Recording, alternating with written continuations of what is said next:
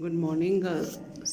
आज अपन पढ़ेंगे, जो अपन विनियोग के बारे में पढ़ रहे थे उसके बारे में आज अपन पढ़ते भविष्य निधि योजना के बारे में पढ़ेंगे। प्रोविडेंट फंड जिसको हम इंग्लिश में कहते हैं, यह एक अनिवार्य बचत योजना है। सरकारी हो चाहे अर्ध सरकारी हो चाहे गैर सरकारी अथवा निजी संस्थाओं में कार्य करने वाले जो भी कर्मचारी होते हैं, अधिकारी होते हैं, उनके लिए एक अनिवार्य बचत योजना है। इन्हें अपने सेवा का प्रथम वर्ष पूरा होने के उपरांत भविष्य निधि योजना का सदस्य अनिवार्य रूप से बनना पड़ता है। इसमें जमा की जाने वाली राशि कर्मचारियों के वेतन से सीधी ही काट ली जाती है, अतः उन्हें बचत करने के लिए बहुत अधिक भार नहीं उठाना पड़ता। फिर है भविष्य निधि योजना निम्न प्रकार की होती है। एक तो होती है सामान्य भविष्य निधि योजना। यह योजना मुख्यतः सरकारी कर्मचारियों के लिए है। सन 1965 से सरकार द्वारा यह अनिवार्य कर दिया गया कि सभी सरकारी कर्मचारी, चाहे वे अस्थायी हों या स्थायी, अपनी सेवा काल का एक वर्ष पूरा होने के बाद इसके वेतन से एक निश्चित राशि की कटौती करके इनके सामान्य भविष्य निधि के खाते में डाल दी जाए।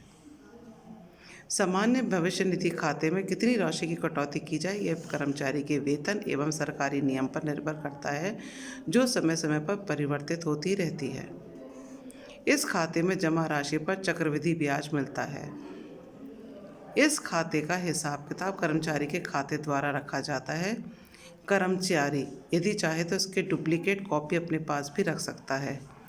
जीपीएफ खाते का क्रमांक कर्मचारी को दिया जाता है। आवश्यकता पड़ने पर चाहे तो कर्मचारी अपने खाते से कुछ निश्चित मात्रा तक ऋण भी प्राप्त कर सकता है। यदि ऋण अस्थायी है तो उसे 2 वर्ष के भीतर चुकाना पड़ता है और एक निश्चित अवधि पूरी होने पर सामान्यतः यह अवधि 15 वर्षों की होती है। कर्मचारी चाहे तो स्थायी ऋण भी ले सकता है। स्थायी ऋण चुकाने की ज़रूरत नहीं पड़ती। सामान्य भविष्य निधि योजना का मुख्य उद्देश्य कर्मचारी को एक मुश्त राशि प्रदान करना है, क्योंकि सेवानिवृत्ति के पश्चात उसकी आय वैसे भी बहुत कम हो जाती है, आधे से भी कम हो जाती है, अतः ये राशि वृद्धावस्था में काम आती है। नेक्स्ट है अनिवार्य भविष्य निधि योजना। इस योजना के अंतर्गत कर्मचारियों के वेतन से प्रति माह एक निश्चित राशि की कटौती करके सामान्यतः 8% अनिवार्य भविष्य निधि खाते में जमा की जाती है। जितनी राशि कर्मचारी के वेतन से काटी जाती उतनी ही राशि नियोजक संस्था भी प्रतिमाह कर्मचारी के खाते में जमा करवाता है। इस जमा राशि पर प्रति वर्ष एक निश्चित दर से ब्याज दिया जाता है। आवश्यकता पड़ने पर कर्मचारी चाहे तो अपनी जमा राशि में से ऋण भी ले सकता है, परंतु इस राशि को फिर से उस खाते में जमा करवाना पड़ता है। परंतु यदि दुर्भाग्यवश कर्मचारी की मृत्यु असमय हो जाती है तो उसके आश्रितों, परिवार वालों को समस्त राशि वापस दे दी जाती है।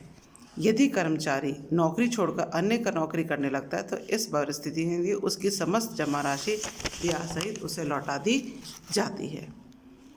नेक्स्ट है उपहार कूपन। बैंकों और डाकघरों द्वारा उपहार कूपन योजना भी चलाई जाती है। अपने नाते रिश्तेदार,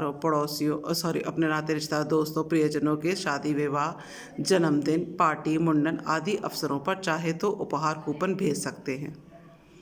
ये उपहार कूपन रंग बिरंगे एवं विभिन्न मूल्यों के होते हैं। डाकघर में 100 रुपये से लेकर 50,000 से लेकर 1 लाख रुपये तक के मूल्य तक के उपहार खरीदे जा सकते हैं।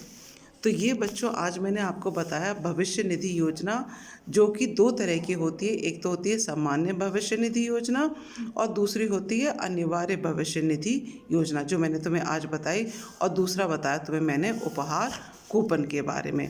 नेक्स्ट क्लास में पढ़ेंगे हिस्से किसे कहते हैं, जिसे हम कहते हैं इंग्लिश में शेयर्स, डिबेंचर्स, ऋण पत्र किसे कहते हैं, और लॉटरी चिट व्यवस्था ये क्या होती है, ये अपन अगले उसमें पढ़ेंगे।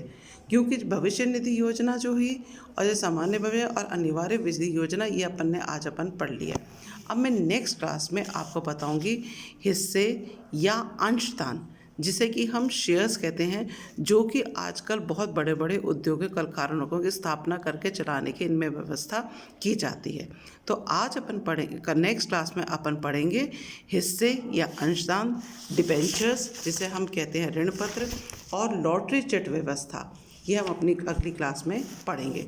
तो अब मैं आपको इस क्लास से आपको छोड़ के अब नेक्स्ट क्लास के लिए आपको मैं तैयार करती हूँ हिस्से या अंशदान के लिए।